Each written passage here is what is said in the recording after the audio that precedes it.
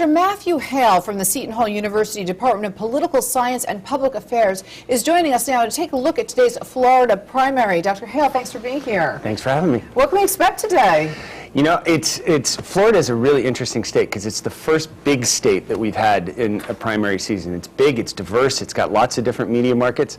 I think all of the polls, as your reporter said, showed that Mitt Romney seems to be surging. Do you think the reason is because of the spending?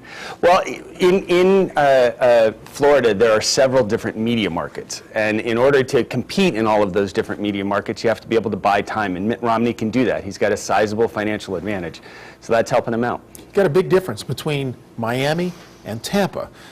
Do you have, as a candidate, do you go into those markets saying, I've got to adjust my message accordingly? You know, what I think is interesting is that not only do you have differences between Tampa and Miami, but let's just look at Miami. Miami is traditionally run and populated by a lot of Cuban voters.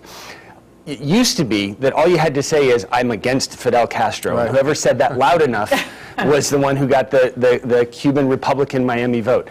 That's for older Cuban Republicans. Younger Cuban Republicans say, yes, I don't like Castro, but I also would like a job. So you have to craft your message not just between media markets, but actually within media markets. So again, that's a candidate who has the financial resources to do that in a lot of different ways, and it seems like that's going to be Romney. And what about in the Panhandle? Because I guess each region has its own what it needs to hear. I don't know the word for everybody, but absolutely. A lot of citrus growers, farmers, all through between Miami and Tampa. There's a lot of space. And when you get up into the Panhandle, it's a much more conservative crowd up in the Panhandle. You get a much more traditional, hardline conservative Republican vote up there.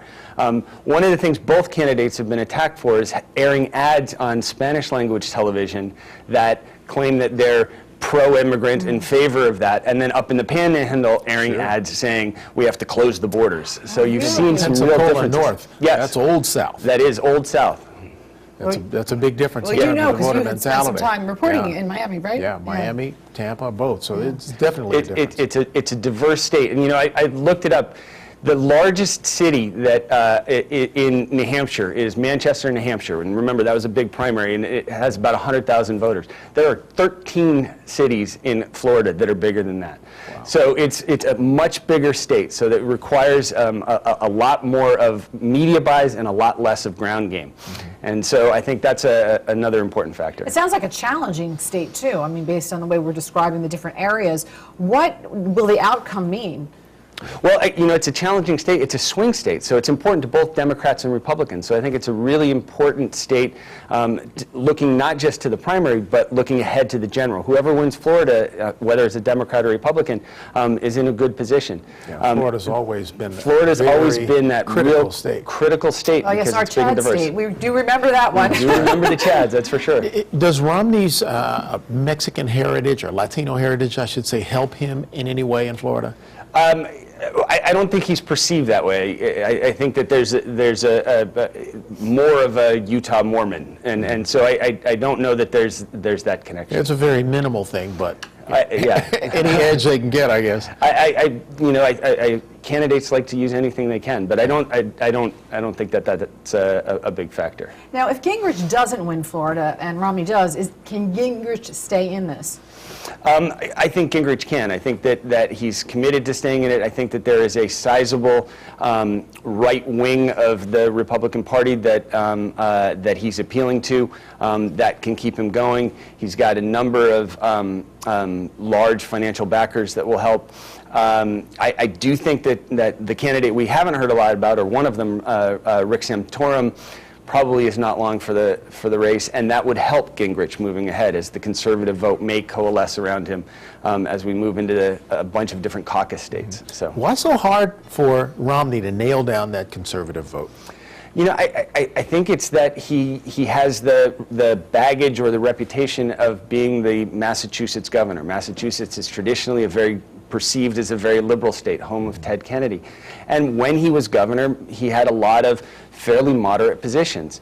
He's tempered those to make tempered is probably not the right word. He's gone to the right since then. But there's that baggage that a lot of really conservative voters say, well, you know, he was not quite where we want him to be when he was governor, so we're not really sure who he is. And where does Ron Paul play into all of this? You know, Ron Paul is really, I think, interesting. When you move ahead, there are a bunch of caucus states. And caucus states are a lot different than primaries. You don't go in and vote, you have to go in and show up. You have to go in and wait while people give speeches and talk, and you have to sit there for hours. So it's dedication on the part of It's the a voter. dedication, and Ron Paul has a group, a cadre of people that are absolutely dedicated to him. So I think when you get to caucus states like Nevada and Maine has a caucus state, when you get to those, Ron Paul voters are going to be the ones that show up, and that could sort of bring him back into the mix. Oh, so we are far from finished here, huh? Oh, no question about it. Listen, as we move toward the general election, has the conservative element of the Republican Party drawn all of the candidates so far to the right that they risk losing those Reagan Democrats, the folks on the fence? Well, that will certainly be the Democrats' strategy, to talk about all of the far right positions that have been emphasized during the primary campaign. But remember, we have a long way to go until November, and so it's as candidates come to the general, they're going to go back to those swing voters, they're going to go back to those Reagan Democrats, and that's where the fight's going to be. All right. Thank you so much, Dr. Hale. I'm sure we'll have you back plenty of times as this continues. Well, it's a long way to go. We'll have fun. Exciting year, yes. It is. Thank you. Thank you. Well, now from America's political storm to what are hopefully fairer skies elsewhere, Matt Locker joins us with his whirl around the world in weather. Matt? Brian, we've got a little bit of everything across the board today, and we're going to begin in the Pacific at a very, very, very tiny island.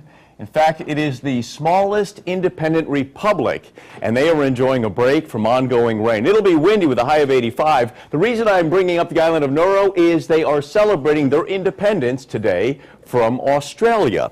And